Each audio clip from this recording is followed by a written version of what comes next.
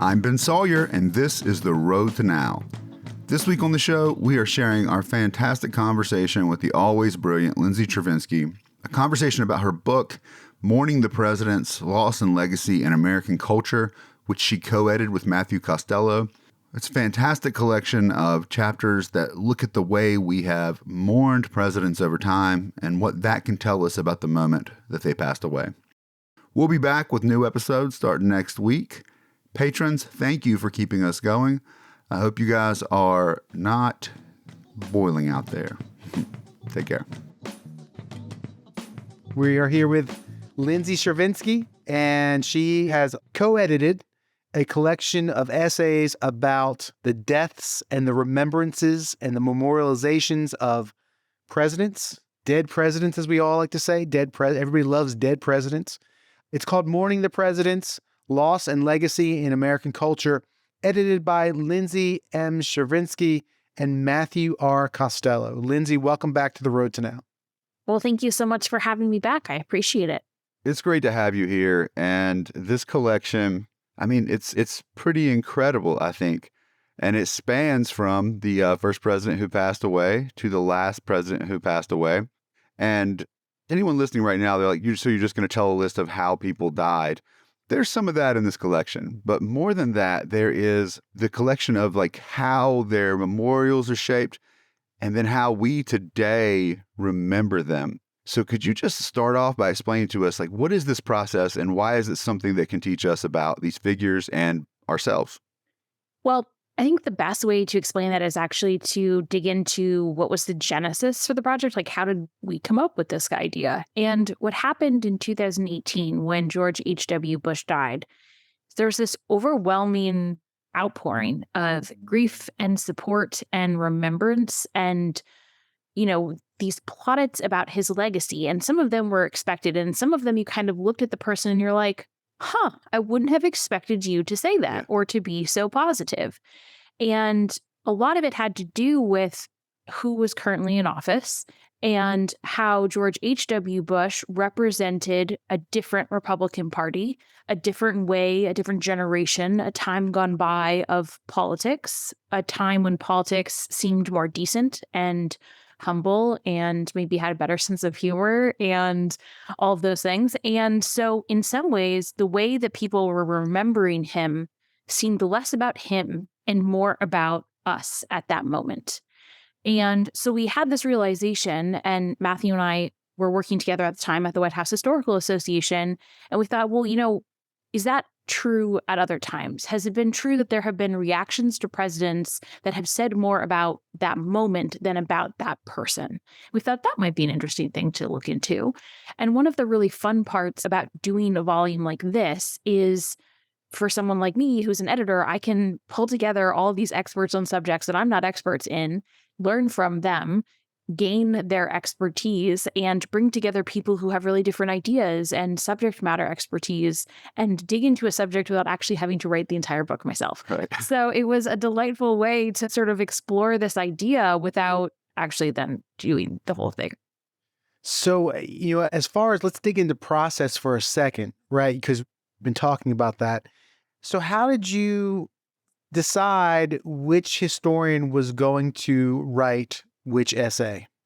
It's a great question. So there are some that we knew had to be done. You can't have a volume on Mourning the Presidents and not have Lincoln and not have George H.W. Bush in this case, because that was sort of what prompted it and was the most recent one that people had known.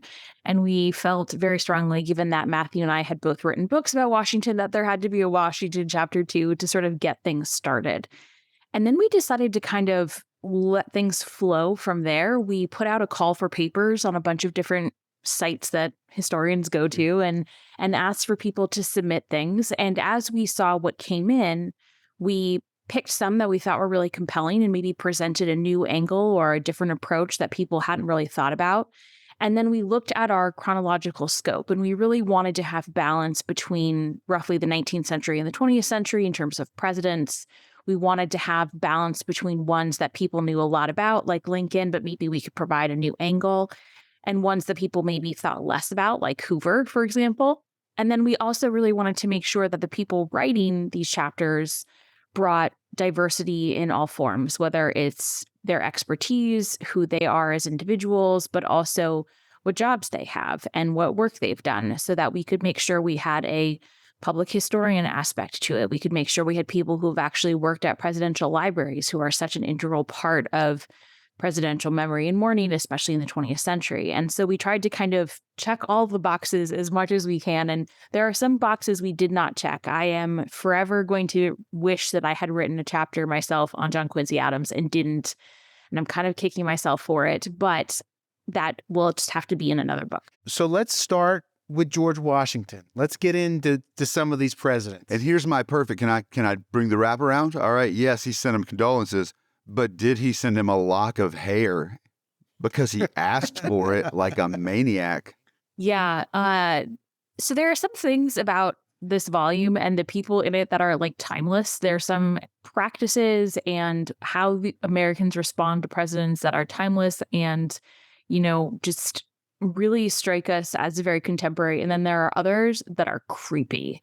And I think this is one of them. So you are alluding to the practice of having mourning jewelry with locks of hair, which was a very common thing. If you go into archives now, you can sometimes actually find those pieces of jewelry and the hair is still in them. And one of the things that happened after Washington died, I should say the Washington chapter is written by Mary Thompson, who spent decades as the historian at Mount Vernon and has forgotten more about Washington than anyone else will ever know in her entire lifetime.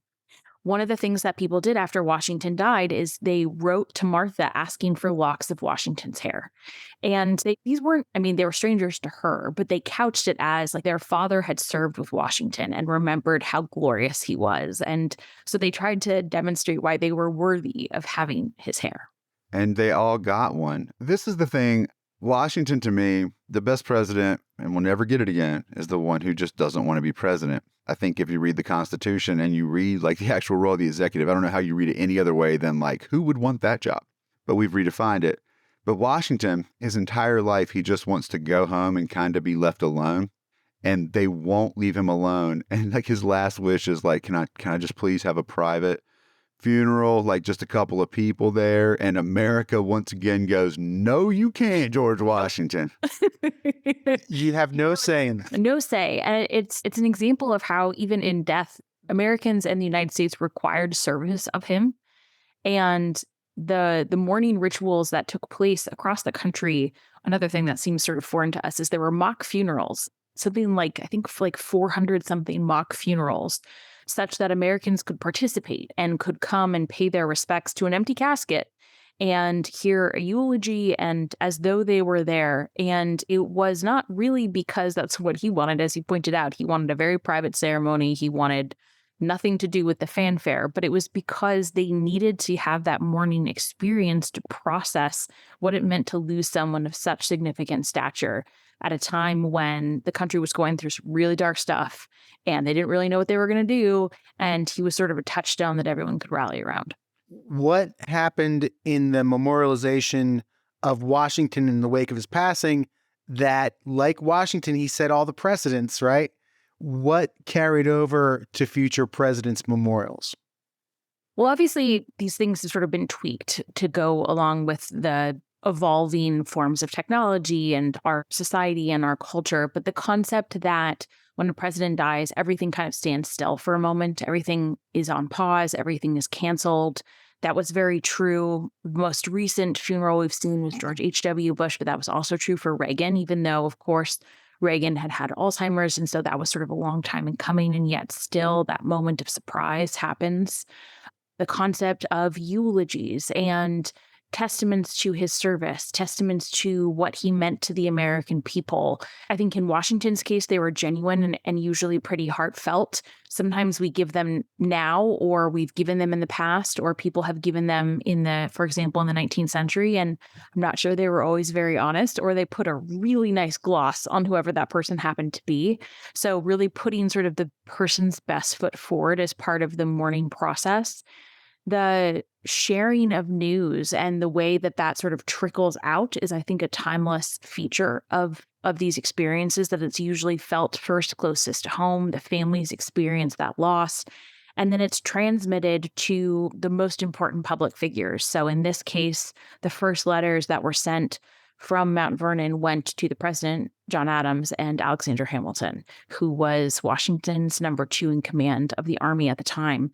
And that's still what happens. When a president dies, the current person in office is usually the first person notified because it triggers all of these other things. So there are elements of it that feel really familiar. And then there are elements of it like having empty caskets that maybe not so much. Yeah. Can I say one of the things that's fascinating to me here is this book is a lot about the way that the story is told. And you've already pointed this out, like with the concept that during the Trump administration, a story of Bush is told that's different than it would have been before. With Reagan dying in 2004, with, the Iraq wars and everything, there's this, this kind of confident leader statue that he emerges as. But that happens from the very beginning. And the author gets into some of this, the Mason Weems stories, like the cherry tree. And I learned more about this. I knew that, the cherry tree story is made up, for those of you guys who don't know, completely made up. I mean, it's kind of an insane story anyway, because it's a story about a little boy who's been left alone with an axe and destroys his father's favorite thing. And when his dad asks, he just goes, "Yeah, I did it. Yeah, I did it." That to me is kind of terrifying. But I didn't realize 2 things about this.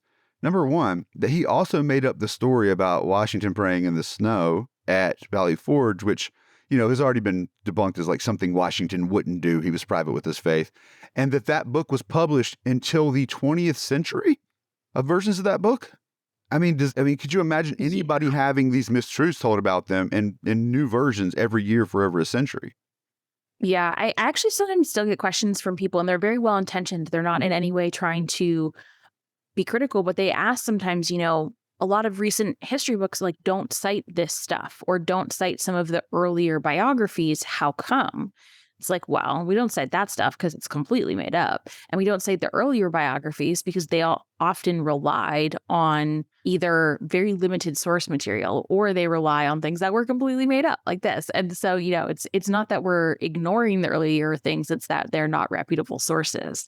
But to your point about how these stories are told, I think it's a really good one, not only about, why they are crafted. So these particular tales about Washington are crafted to relay a certain morality that people want future generations of Americans to adopt, but also about who gets to craft those stories.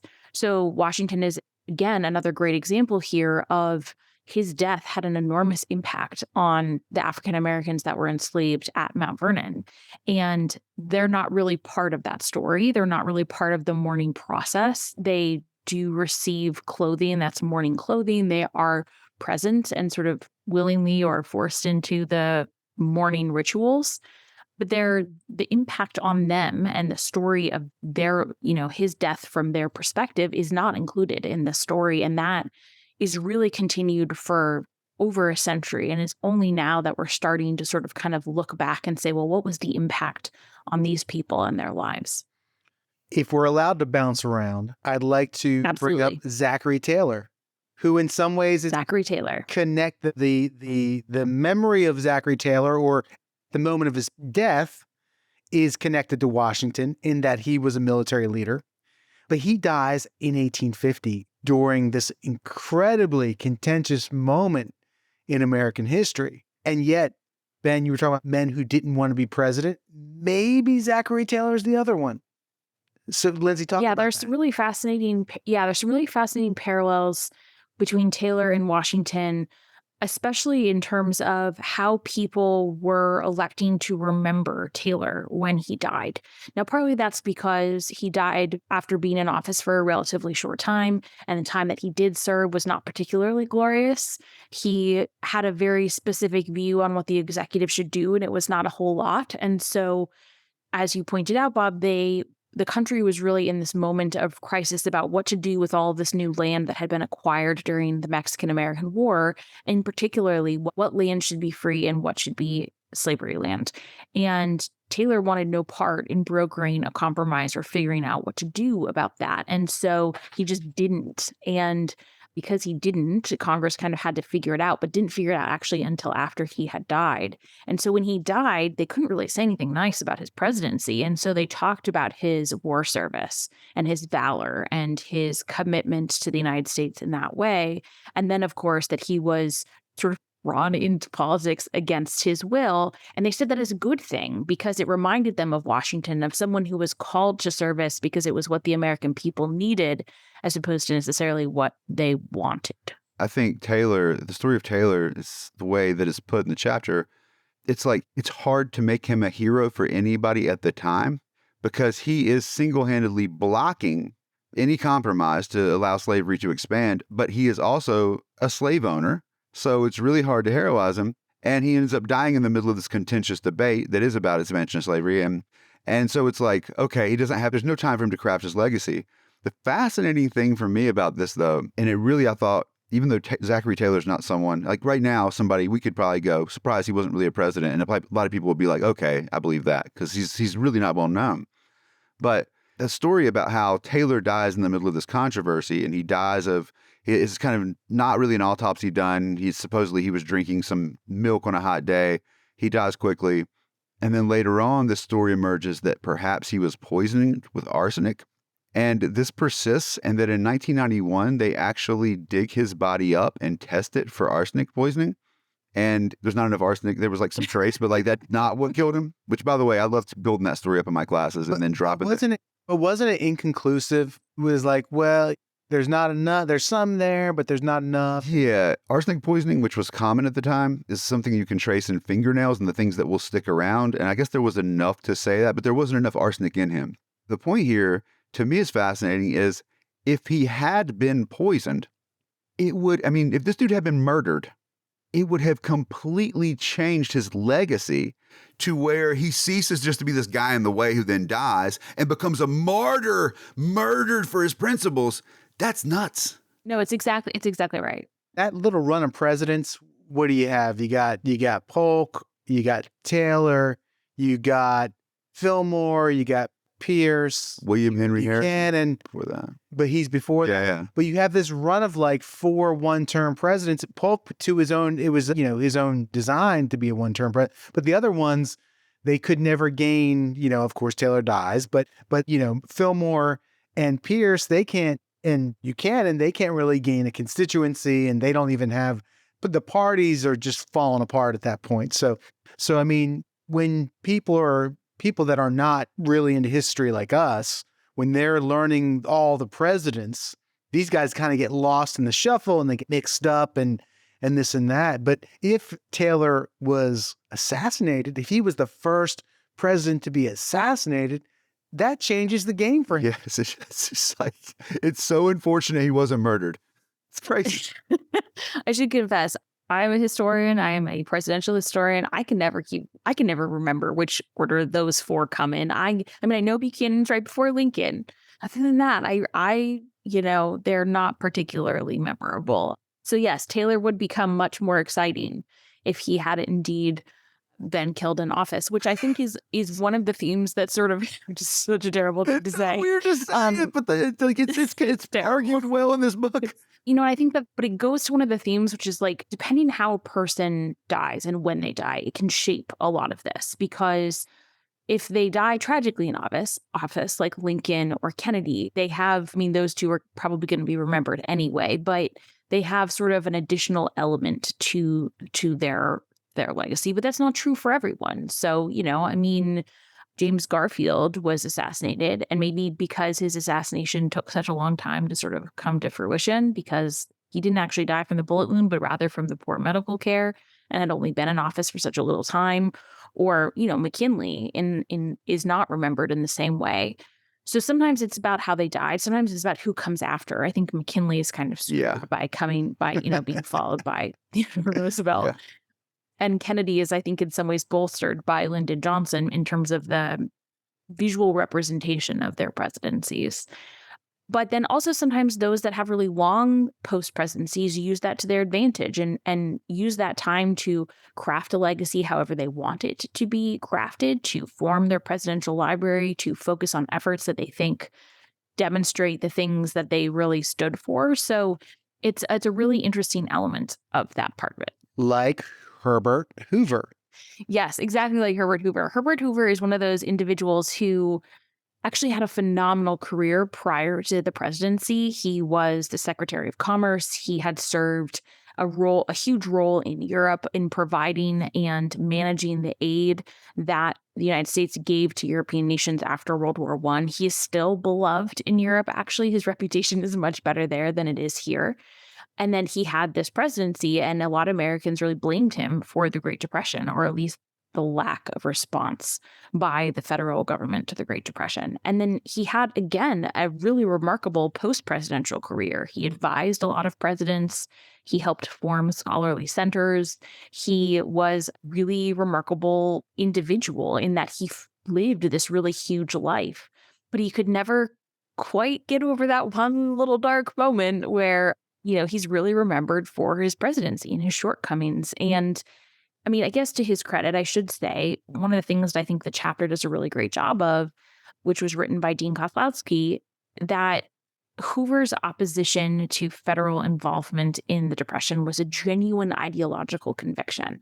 And so a lot of his scholarly work afterwards was to help lay the foundations for what we would think of as the little c conservative ideological scholarly movement in the sort of mid-20th century, early to mid-20th century. And so he played a huge role in that and should be, I think, appreciated as a moving force. But he was never able to overcome the Great Depression era. We should also note that Camille Davis writes the chapter on Zachary Taylor. Right. Thank you. Yes, absolutely. Yeah, that is interesting. Bruce Carlson and I did an episode maybe a year ago on presidential rhetoric, and you can see that chip on Hoover's shoulder because you look at the recorded speeches of him, like before, like in 32, the speeches Hoover's giving, he sounds basically like he's reading the instructions for how to like operate your television. He's just like, and then we're going to do this right here. And then you see him at the 36 convention, and then he's all the way there to like 1960, and he's giving these fiery, like evangelical speeches. And you could tell he doesn't want to be remembered as the technocrat that kind of sat back lamely. I don't know if that worked or not, though. Yeah, not so much. Although, I mean, I will say, I guess in his legacy's benefit, the Hoover Institution at Stanford is still a remarkable scholarly center. So for all the things that he did post-presidency, I think that one probably has the biggest lasting impact. Is it still ideologically connected with him? Has the ideological bent of the Institute changed at all from the ideological bent of the man and his original intentions with it? A little bit, because our politics have changed so much. So it is still what I would consider to be old school, small c conservative in the sort of libertarian, traditional liberalism sense. It is not what we would sort of consider to be today's Republican Party, but it has shifted away a little bit from his ideology because the conservative movement did take on a more punchy global outlook during the Cold War. And I think the center did sort of adopt that as well. So it is still conservative, but it is more sort of a neocon is a complicated term, but it is definitely a little bit more globalist than Hoover was, but it is definitely still small c conservative, but should not be confused with today's modern Republican Party. Yeah, it's where Condoleezza Rice went after she left office, if that gives you any indication. Speaking of, or thinking about how memories and reputations of presidents have changed over time or change over time, Andrew Jackson. And the essay about Andrew Jackson is written by Todd Estes, and Estes points out these three different types of eulogies that were given in the wake of Andrew Jackson, Old Hickory's passing. Can you talk about that? Absolutely. So I love this element of the Jackson chapter by Estes because it really challenges us to think about Jackson a little bit differently, because it was actually quite different than a lot of the other responses to presidential deaths. Jackson was such a polarizing figure and such a pivotal figure in the rise of the modern two-party state. And so, and because he died not that long after the end of his presidency, his role in partisan politics was still quite present in people's memory. And so you couldn't really avoid it. And so Estes does a great job of looking at the three different eulogies. One does really try to kind of ignore it and talks about how fantastic he was and amazing he was, and talks about how he was this incredible statesman and sacrificed and led the nation. And then the other two groups kind of try and say like, well, yes, he was partisan, but he will be appreciated as this great figure down the road once the intensity of partisan politics kind of fades. And the third text kind of says, yes, he was this partisan figure, but he was right. And so, these are all obviously people who supported Jackson. None of these eulogies were given by people who hated him, although I'm sure that people had plenty to say about that, including, as we've discussed, John Quincy Adams. But they weren't as uniformly glowing as you see for some of the other presidents. And I think that that is indicative of what happens with Jackson's legacy over time, that Jackson sometimes is really popular when the ideas that he stood for are beneficial for where a certain party is over time. And then sometimes his reputation is really kind of down the dumps, depending on what people are focusing on. And so you've seen sort of this wave of Jackson's legacies and the ups and the downs. And I think he's kind of I don't want to speculate, but I think he's probably kind of in a permanent down going forward. Yeah, and that has a lot to do with his treatment of Native Americans and Blacks. Yeah, that has a lot. I mean, a lot of it has to do with us taking a more comprehensive view of his entire presidency and his entire life. So not only his treatment of Native Americans, but his approach to race and slavery, the fact that he bought and sold people up through his presidency with little regard for, their existences. These are all things that could and should be factored into his legacy and make it a lot harder to celebrate some of the things that people thought were good in the past. Jackson's populism has been embraced. And when Trump became president, and this is largely, I think, Steve Bannon's work, Trump's team, Bannon, I think in particular, tried to paint Trump in the populist image of Andrew Jackson. Yeah, and what's interesting is that the parallels are actually quite accurate because Jackson presented himself as a man of the people. That was his appeal in this new age of democratic spirit. And of course, that new age of democratic spirit only applied to white men. But as the franchise was made available to more white men and was less based on property values, Jackson appealed to a broader swath as one of them.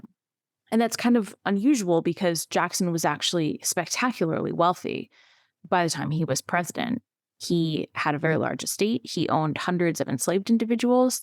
And so he wasn't really a man of the people. And he really liked nice things. And in some ways, I think that's a very accurate parallel for Trump because a lot of the people who felt that Trump understood them live a very different life from the life that Trump actually lives.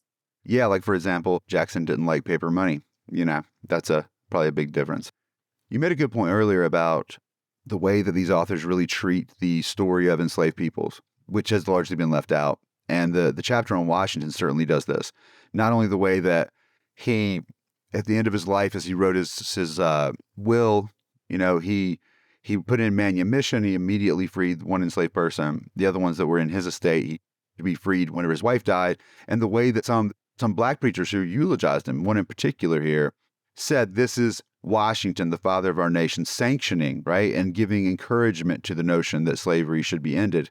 And you read that chapter, and then you immediately go into the next chapter, and the contrasts are stark. The next one's written by Andrew Davenport, himself the descendant of an enslaved person who lived on Monticello.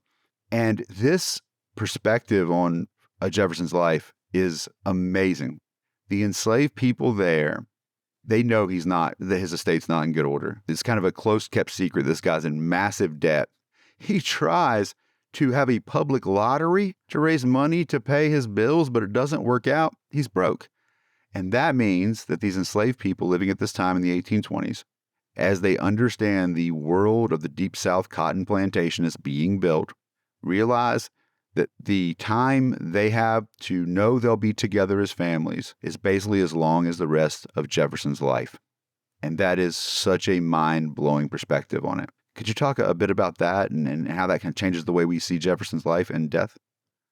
Yeah, I think this chapter is such an important contribution. And we actually asked Andrew to write this chapter. So it was one of the ones that we solicited because he is a public historian at Monticello, so has that experience of grappling with this complex legacy. But then, of course, his personal story, I think, adds such a huge element to it in a way that is hard to even kind of describe. And this part of the story is so important because so often the story about Jefferson's life and the way that he dies is told as, July 4th, and he and John Adams die on the same day. And I love that story. And I think it is a remarkable moment of fate in the history books and in American history. And yet the part of that story that is often missed is the one that Andrew tells. And you're right. The enslaved people at Monticello were very canny. They knew exactly what was happening. They knew exactly what would happen once he died. And they were right. And so for those who were quote unquote fortunate, they could choose the people that they were going to be sold to. There were people in the Charlottesville, Virginia area who maybe they had ties with, whether they were sort of, family ties or they knew this person and they thought that that person would be a relatively kind owner, you name the reason, or maybe they just wanted to stay close because they had family nearby. And I think one of the things that Davenport does a great job of showing is that those people actually had a very different family story and life story than the people who were sold to the Deep South to help build this new cotton empire. Partly that's because they were able to retain family ties. Many of them were manumitted or were able to purchase their freedom sooner. So they started to be able to collect wealth and have families and build a life in this sort of way that we think of the quote unquote American dream.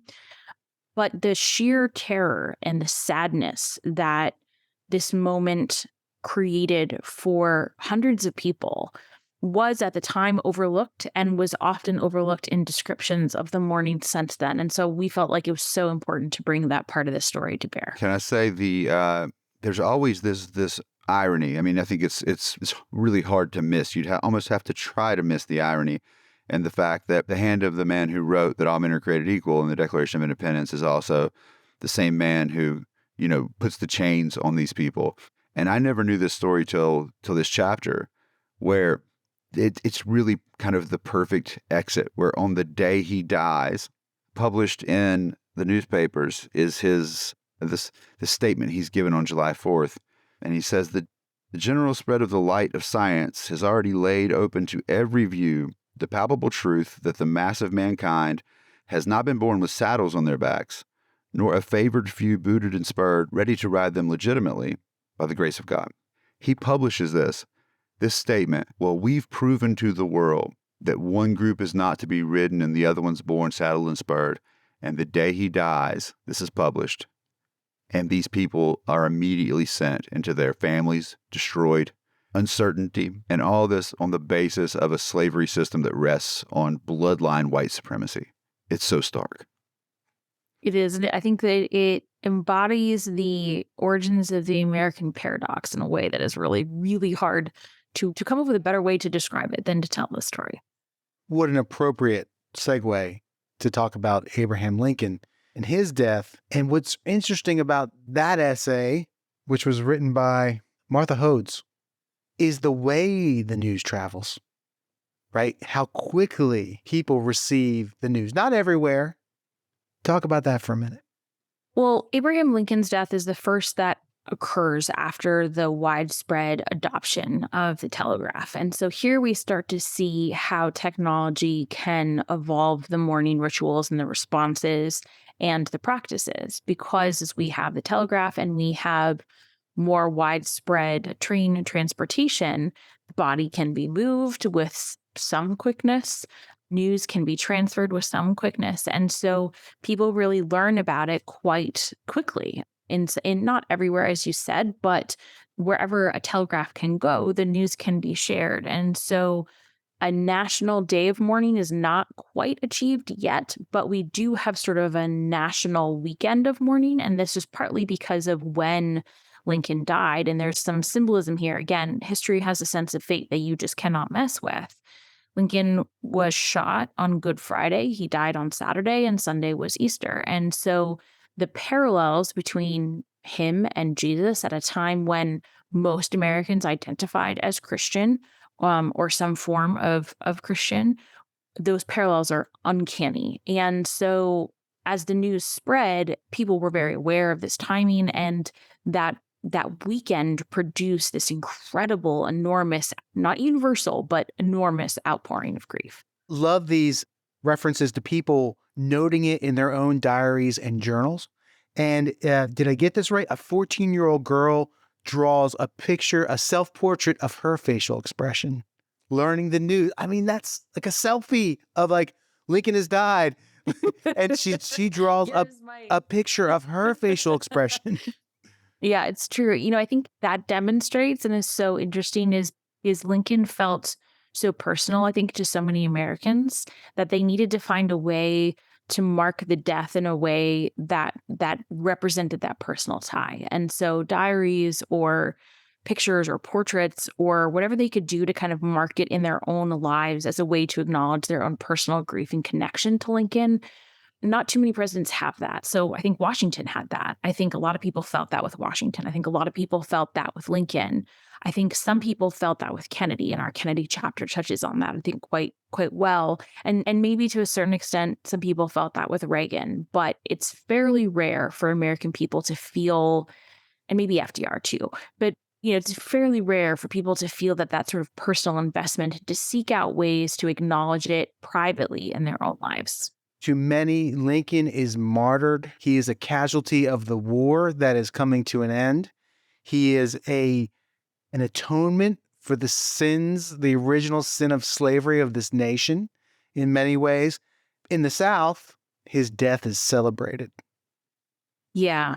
So when I said that it wasn't a universal outpouring of grief, there are two segments of the population that did not share that grief. One was the South, I think for obvious reasons. And I think in a lot of ways, many Northerners could kind of dismiss it as sour grapes of those who had just lost. Of course, they weren't going to like Lincoln. He had just led the victorious, Union forces. I mean, not physically led, but he had led the Union to victory in the war. The segment of the population that did not mourn Lincoln, that was, I think, more troubling, was in the North, and they were often referred to as Copperheads. They were Northerners who either opposed the war or they opposed a war on the basis of slavery. And sometimes that was because they were sympathetic to the South. Sometimes it was much more complicated in terms of race and ethnic ties. So, for example, there were a ton of Irish immigrants in the United States at this point, and many worked in the service industry and were deeply worried that with the emancipation of African Americans, there would be this rush of people north and they would lose their jobs. And so they were very resentful of Lincoln putting forward all this energy and time and resources and money to deprive them of their labor. And so they celebrated Lincoln's death, and that became quite contentious. There were brawls in the streets. There's one story of a woman trying to sort of pull down a mourning flag or a mourning piece of fabric from a building, and a crowd surrounded her and demanded she put it back. And so it was really quite a contentious, contested mourning experience. There is a number quoted in here, and I wish I had it handy, of the black crepe. One gentleman sells out of black crepe, like hundreds of $100,000 worth of black crepe. I mean, it isn't, I hate this to not nail it. I don't know if this was the figure you were thinking of, but in the day after Lincoln died, one of the big department stores, I think it was Macy's, sold out of all black things because everyone wanted to have some sort of material or clothing or something to participate in that ritual. Yeah. So you have to read the chapter. You got to buy the book so you can find out how much. How much black crepe. Yes. All right. So you said the whole connection with Lincoln, dying on Good Friday and all of that. I just got to call back to this because somehow I forgot to mention this when we were talking about Washington, that there's a doctor, Dr. William Thornton, a family friend, who shows up too late. He's going to try to help Washington. When he gets there, they're like, he's already dead. And then the book says when he arrived in Mount Vernon to find Washington dead, he suggested a means for reviving the corpse, which the family refused to try, which God bless him, because zombie George Washington sounds terrifying. That's right. What? I mean, honestly, people would follow him. I mean, he'd be the only zombie leader to have regular humans following him. But imagine if they had come and done that for Lincoln. You know what I'm saying? Now we have a whole nother level to that. Well, wasn't he a vampire hunter? He was a vampire hunter, but that does not preclude him from eventually becoming a zombie. Someone's going to sell a book about zombie George Washington. What if they did? Here's the idea. What if they did? Okay. And then they covered it up. All right. Next week on YouTube, watch the video with the evidence. You throw a seed out there these days, you come back, it's like Jack and the Beanstalk, dude. It grows tremendously. You never know where you're starting. Yeah. All right. So Lincoln dies. All right. And you know what? I have a lot of nice things to say about Lincoln, but I've got to agree with what David Blight said in his lectures, his Yale lectures on the Civil War, where he said, a lot of people say that the worst thing that Abraham Lincoln ever did to America was named Andrew Johnson. And there we are. We have in Bob, the old North State. Miles from this window sits a giant Andrew Johnson statue affixed to statues of Polk and of Andrew Jackson sitting there, it's almost like an Olympic There's podium. some company. Yeah, it's almost like an Olympic podium. One of these things are not like the other. Yeah.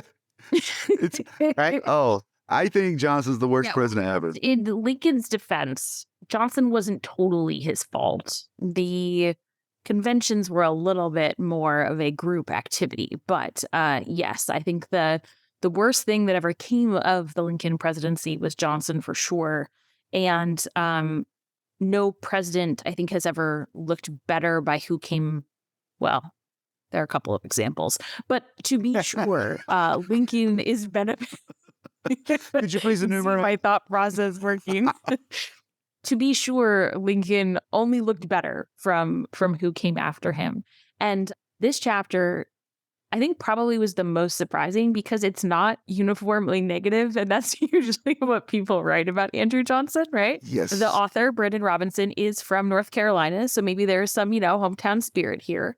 But I think that he does a really great job of... I too am from North Carolina.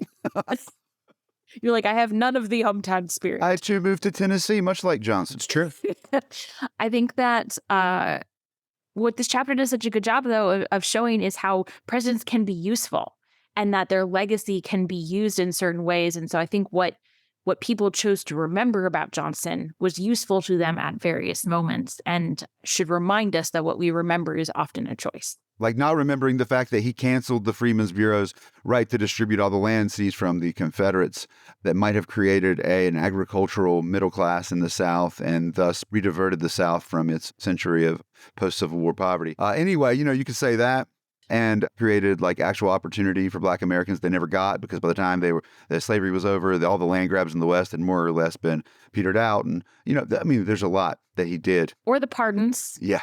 Yeah, and also John Quincy Adams, who's not a part of this collection, who Lindsay will write a nice chapter for the next printing of this. He was the only ex-president to become a congressman, to be in the House. Andrew Johnson is the only ex-president to be in the Senate, but he dies shortly after arriving in the Senate. So he could not, if some would say Adams has a terrible presidency, but he has an incredible 18-year post-presidency in the House, that you can look back on and say, man, this guy's post-presidency and pre-presidency totally, he's worthy of laurels just based on his pre and post-presidency. Johnson didn't have enough time in the Senate, even if it was possible, to rehabilitate his presidency. Yeah, he also was a jerk. Yeah, there's that. That part of it. I mean, John Quincy Adams could be prickly. He was had a jerk. Very good quality. Yeah, well, but he had great qualities, but he was a jerk. He could be a jerk. I was more as prickly. Anyway. A curmudgeon. He was more of a curmudgeon. Curmudgeon. Yeah. That's a nice way of saying jerk. Yes. He was hard-hearted towards those who were dumb. Yeah. He was intolerant. Yeah. He was too smart to be tolerant. He couldn't handle it because everyone else wasn't as smart as he was, which I find very endearing. I think it's one of his better qualities. Really? How much time have you spent at American universities, Lindsay? Because that's the general attitude that a lot of people take. I just don't like people who are as smart as me and no one realizes how smart I am. Anyway. Andrew Johnson did not have that problem. He was apparently a pretty violent drinker. He was quite racist, even for standards of the time. He was not particularly likable. He showed up so drunk to his inauguration as vice president that people had to pull him down by his coattails because he was not making sense. He was yelling, calling people the wrong names. He was like, "You over there." And Hannibal Hamlin has to be like, "Sit down, dude." But the question is, did he sew his own coattails? Don't think so. Did he sew? I mean, Ben, come on. The joke here. Oh, did he sew his own coattails? He was He was a tailor. he He's a tailor. Come on. Yeah. He wrote his own coattails. Is that what you're saying? I think at that point he was not making his own clothes because he had actually gained a little bit of wealth. But so anyway, so he, not a great start to the vice presidency, obviously a terrible presidency, goes back to Tennessee to sort of lick his wounds. But as the Republican Party fractured in the late 1860s, he represented a more conservative turn of the Republican Party and more outright white supremacist turn, which some people were still very sympathetic to. And so there was a place for him in sort of that story. And then he was adopted at various turns by people who wanted to demonstrate that the war was not about slavery. It was about states' rights, was about the Union, because he, of course, was a Southerner, and he was a Southerner that had stayed loyal to the Union. And so he demonstrated that this argument existed and, of course, was sort of raised himself up by his bootstraps type of guy and came from the Scotch-Irish population in Western North Carolina. And so there were things that people could identify with, hence the reason there's still a statue of him with Polk and Jackson. I love the way that you've got the inscriptions underneath them. And I can't remember what the other two are, but like Johnson's just said, he defended the Constitution. You're like, oh, wow. So he did the thing that everybody has to swear they'll do whenever they become president. He did that. Wow. And he was impeached.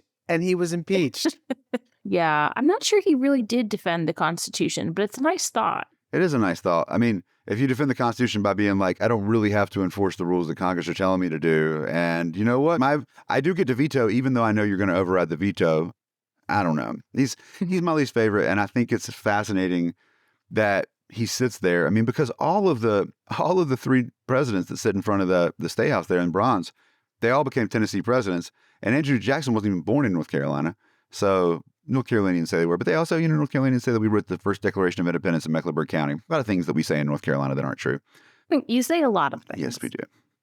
So I guess let's end this with Ronald Reagan.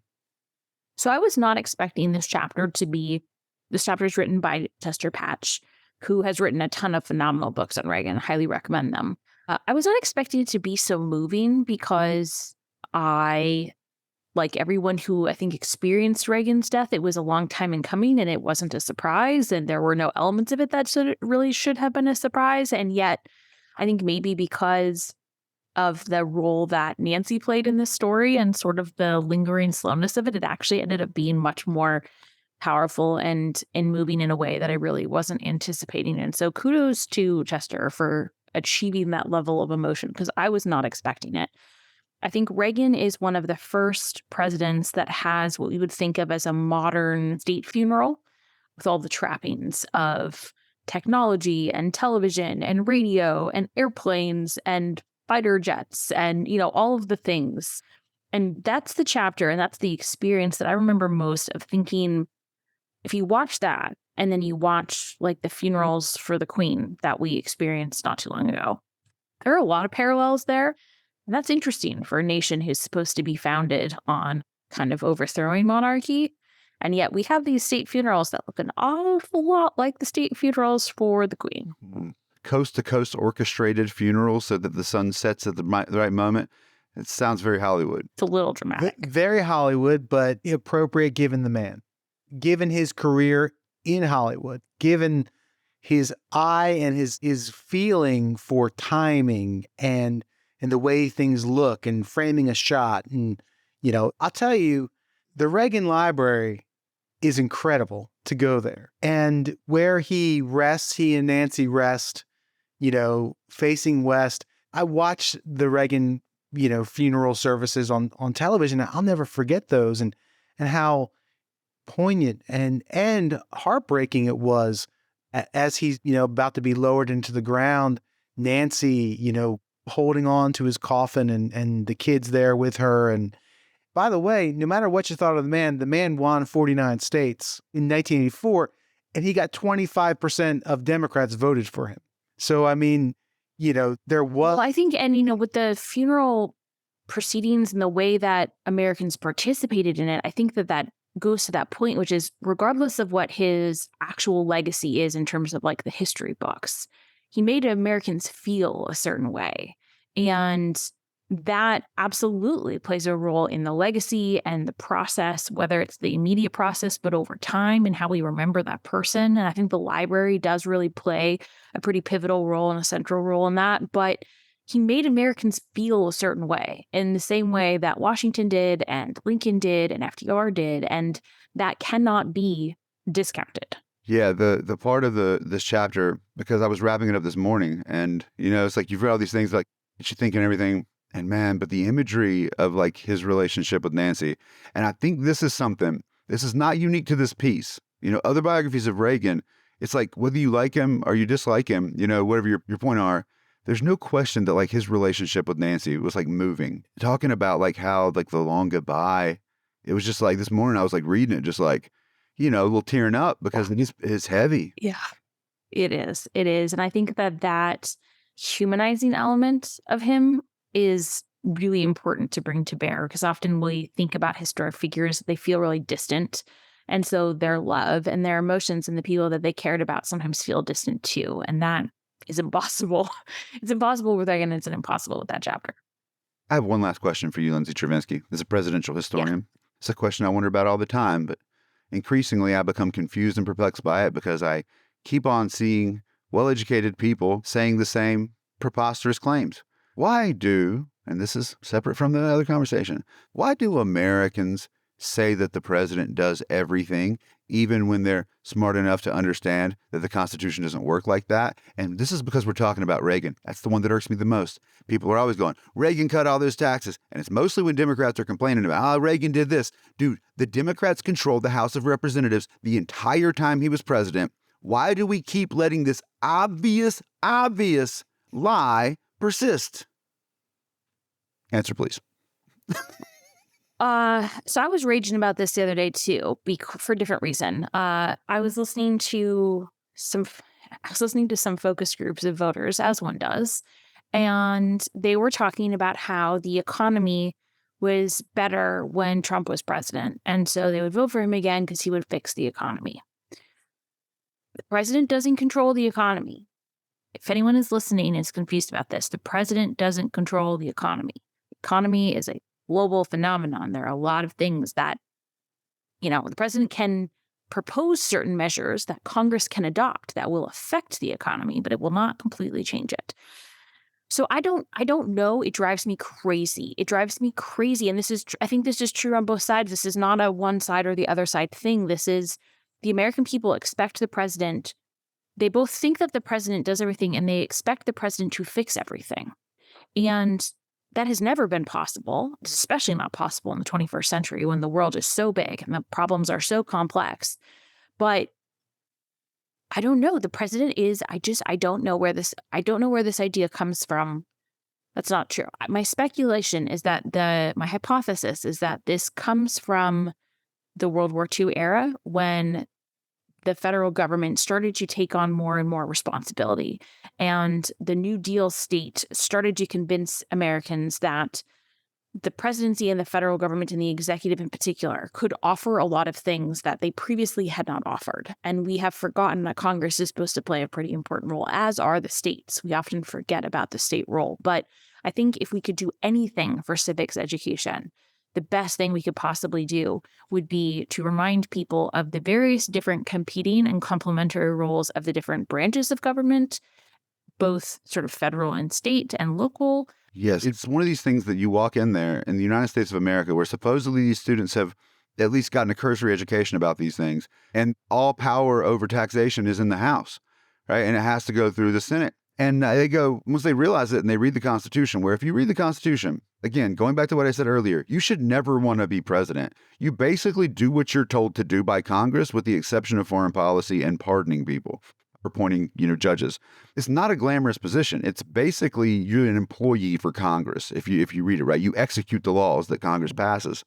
But It's changed, right? But has changed, and it changes. The expanding executive branch has changed exponentially since World War II, but probably exponentially since the time of Reagan even. Right, but the power of the purse has always remained in Congress, and the House has to propose all of the taxation bills, and that is just written in there. And my students, once they realize this and they find it, they go, well, then why do they keep saying it? And I say, They will keep saying it as long as you are so uninformed that you keep believing it. Wait, so Ben, are you trying to tell me that those stickers on the gas pumps that I saw in October, that was Biden pointing to the price of gas saying, I did that wasn't accurate? It was a sticker? I think stickers are all true. I should also say the president does not control the price of eggs. That's right. There was an outbreak of avian flu that was responsible for the uptick in the price of eggs. That should also be said, just for clarity's sake. Thanks, Obama. Yeah, thanks. By the way, was it just the pumps that had the stickers on that Biden was pointing at that he was responsible for the gas prices? Or was it like, I don't really know. If he's just like, he goes, put them on the ones that I did. I don't want to take credit for the other ones. Yeah, I would scrape them off. And then put a sticker of yourself being like, I did that. Let me just... Actually, I put a sticker of you, Ben. Oh, I did that? That's nice. I think I have some power. Lindsay, anything else? This was great. Thank you guys so much for the opportunity. I really appreciate it. We love having you on, and we're excited for your next project when that comes. So we are here. Well, that will be next year. John Adams, Presidency of John Adams, and JQA does play a significant role because he is the key funneler of intelligence from Europe back to the United States. So I'm excited to share that with you. Yes. We're excited to hear all about it. And you always have a home here at the Road to Now. We will be here next year. Thank you. Hopefully. If you're listening to this episode the day that it comes out on Monday, February 20th, well, you can be one of the first ones to get a copy of it. Now, before we go real quick, this is round one. We've talked about a round two. Everybody go around. I've got my idea for who deserves to be in round two, and I would like to see Polk and William Henry Harrison. I would like to see what happened after that guy, because 32 days in office, how long can you mourn him, right? So I would do... If we hadn't had a Jefferson chapter here, I think you could do a really fascinating Adams and Jefferson chapter. A John Quincy Adams chapter is obviously required. And the other one that I think would be really fascinating is Nixon. I was going to say Nixon. That's what I was going to say. Who's your second one, Bob?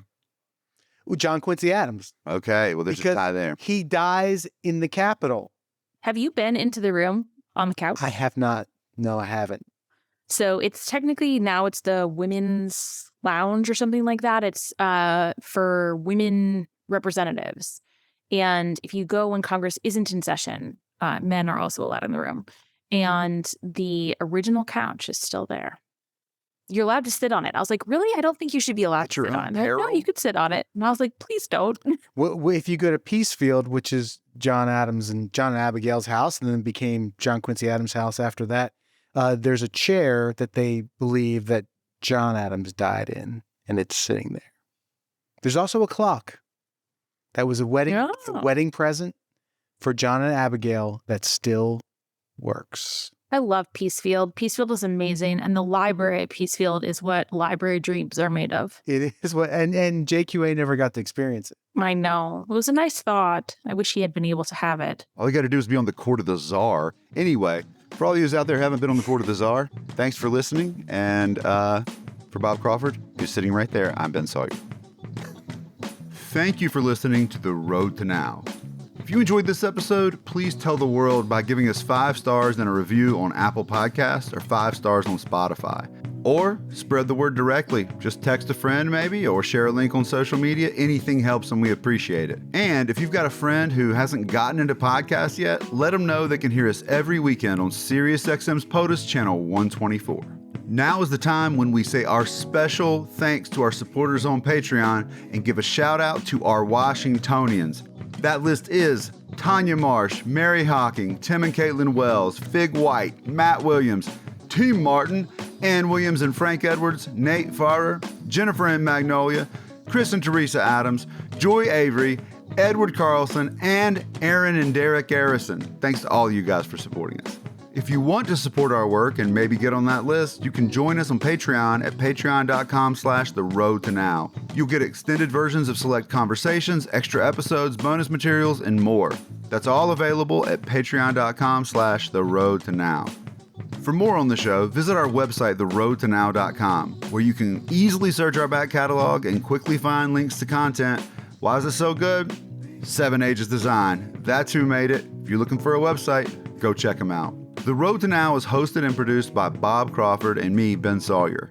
Our associate producer is Gary Fletcher. This episode was edited by Ben Sawyer, and our theme music, like pretty much always, was by Paul DeFiglia. For Bob Crawford, this is Ben Sawyer. Thank you for listening. Take care.